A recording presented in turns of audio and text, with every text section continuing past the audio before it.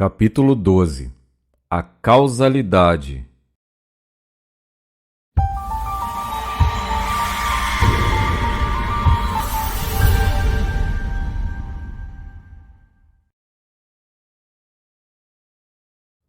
Toda causa tem seu efeito, todo efeito tem sua causa.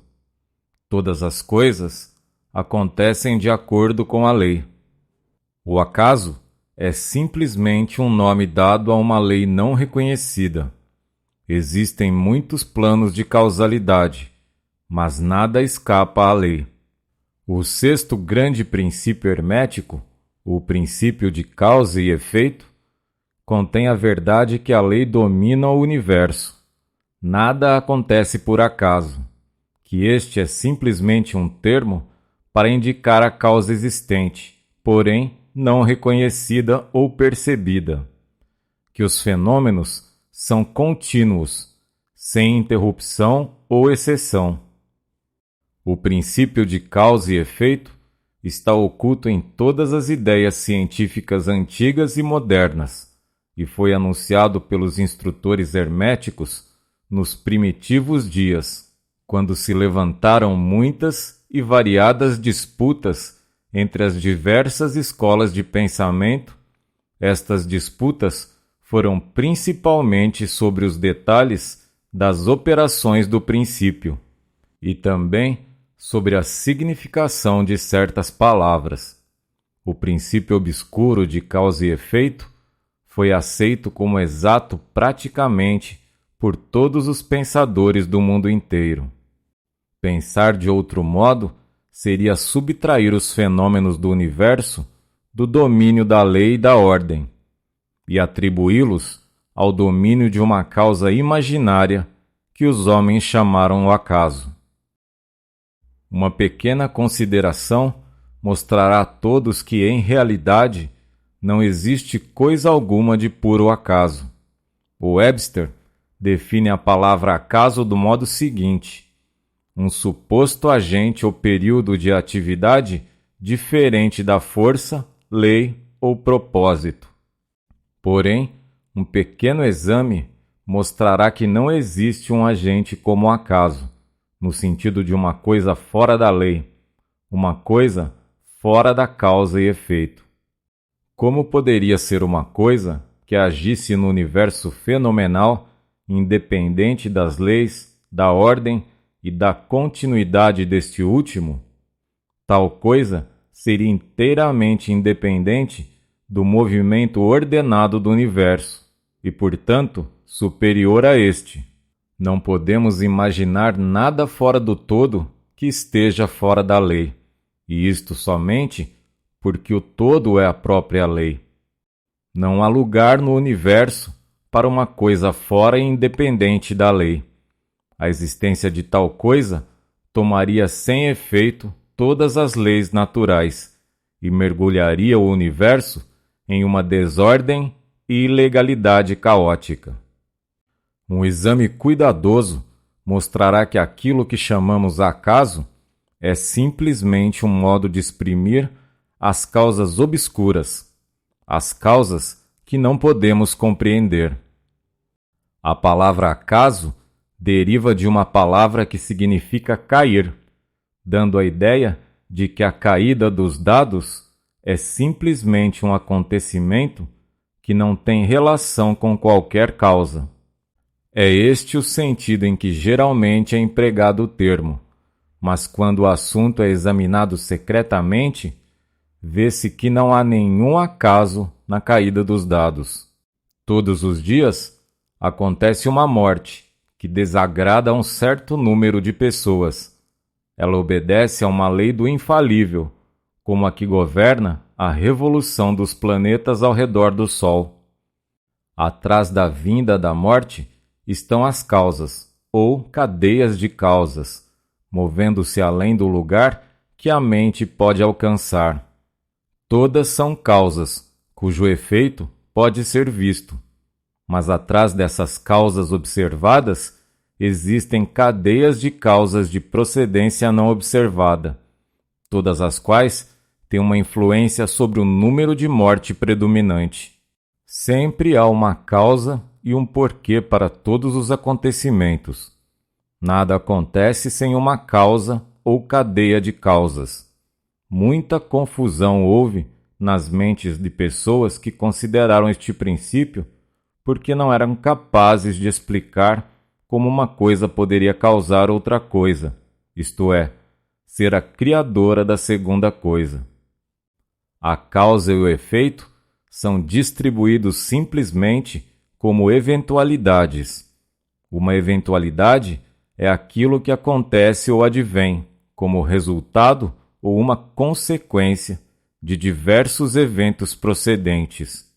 Nenhum evento cria outro evento, mas é simplesmente um elo precedente na grande cadeia ordenada de eventos procedentes da energia criativa do todo.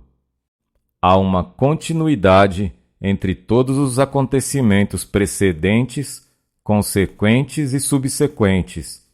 Há uma relação entre tudo o que veio antes e tudo o que vem agora. Uma pedra é deslocada de um lugar montanhoso e quebra o teto de uma cabana lá embaixo no vale. A princípio, consideramos isto como um acontecimento casual, mas quando examinamos o assunto, encontramos uma grande cadeia de causas. Em primeiro lugar, está a chuva que amoleceu a terra, que suportava a pedra que a deixou cair. Em segundo lugar, atrás desta está a influência do sol, e também de outras chuvas que gradualmente desintegraram um pedaço de rocha de um pedaço maior. Do mesmo modo que um homem tem 2 pais, 4 avós, 8 bisavós, 16 trisavós e assim por diante, até que em 40 gerações calcula-se o número dos avós remontarem a muitos milhares. Assim é com o número de causas que se ocultam sobre o mais trivial acontecimento ou fenômeno, tal como a passagem de uma delgada fuligem pelos nossos olhos. Não é coisa agradável descrever o pedaço de fuligem desde o período primitivo da história do mundo, desde quando ele formava uma parte de tronco maciço de árvore, que foi primeiramente transformado em carvão e depois passou agora pelos seus olhos no seu caminho para outras aventuras. E uma grande cadeia de acontecimentos, causas e efeitos trouxe-o à sua condição presente, e a última é simplesmente uma cadeia dos acontecimentos que poderão produzir outros eventos centenas de anos depois desse momento. Uma série de acontecimentos procedentes do delgado pedaço de fuligem foi a escrita destas linhas, que fez o tipógrafo mestre reformar certa palavra, o revisor fazer a mesma coisa, e que produzirá certos pensamentos em sua mente e de outros, que por sua vez afetarão outras, e assim por diante, conforme a habilidade do homem para raciocinar. E tudo isto da passagem de um delgado pedaço de fuligem, o que mostra a relatividade e a associação das coisas, e o fato anterior que não há coisa grande, não há coisa pequena na mente que causa tudo. Pense por um momento.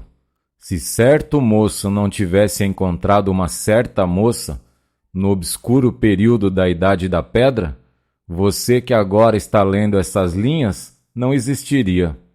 E talvez, se o mesmo casal não se encontrasse, nós que escrevemos estas linhas não existiríamos também. E o verdadeiro ato de escrever da nossa parte e o ato de ler da sua poderá não só afetar as respectivas vidas, mas também poderá ter uma influência direta ou indireta sobre muitas outras pessoas que agora vivem e viverão nas idades futuras. Toda ideia que pensamos, todo ato que fazemos, tem o seu resultado direto ou indireto que se adapta à grande cadeia de causa e efeito. Não queremos entrar em consideração sobre o livre-arbítrio ou determinismo nesta obra por várias razões. Entre as diversas razões, a principal é que nenhum lado da controvérsia é inteiramente verdadeiro. Com efeito, ambos os lados são parcialmente verdadeiros, de acordo com os preceitos herméticos. O princípio de polaridade mostra que ambos são meias-verdades, polos opostos da verdade.